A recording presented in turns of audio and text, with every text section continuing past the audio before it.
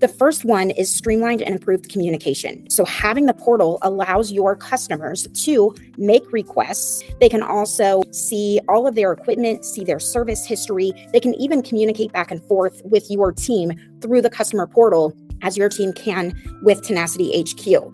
The second big win is having quotes approved faster. As we said here, those are the requests they can make. They can also request a quote. Your back office can go ahead, create that quote, send it through the portal to the customer, and have them approve it right here. I can go ahead and view that quote, send over. If I am ready to approve it, it is as easy as clicking approve or deny. Your team immediately knows that quote has been approved. You can create the work order and get someone out there to do that work. The other big one, getting work orders signed faster. You can see open work orders as well as history of work orders. You can see which ones are awaiting signature. They can also just sign the work order. Now it is signed, moved on.